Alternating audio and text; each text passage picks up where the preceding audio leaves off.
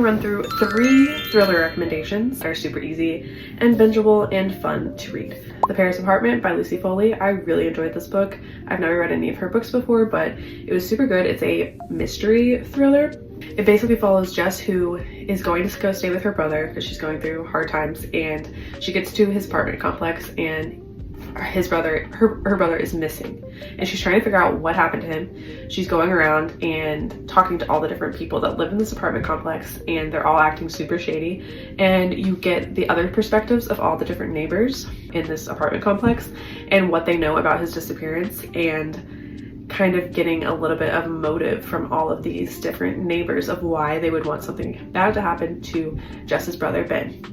So I really enjoyed this.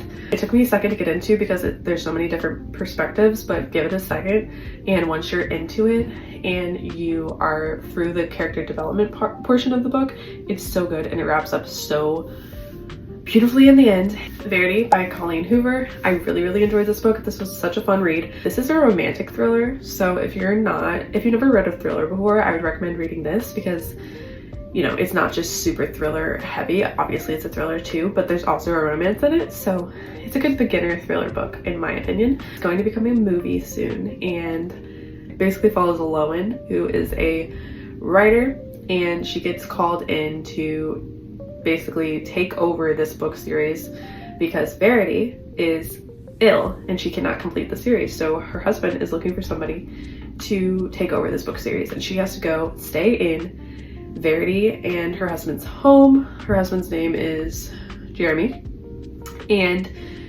the home's in Vermont, and she's going through basically Verity's office and reading her notes and everything for the next novel so that she can try to get into Verity's mind. And she finds a manuscript that Verity wrote about her life, and she starts to find out some creepy stuff about Verity. And The Housemaid.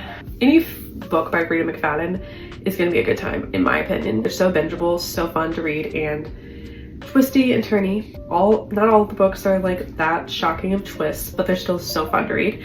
And The Housemaid was the first book I ever read by Rita McFadden, and I highly recommend it for those of you especially who have not read a thriller before. It's very good. It's also a romantic thriller, and it's actually a series, so you can actually continue to follow the housemaid in this book in the next books. And this book is about to become a movie, if you didn't know, that is released in December, and I just really love this book. So I always recommend Housemaid if you have not read it.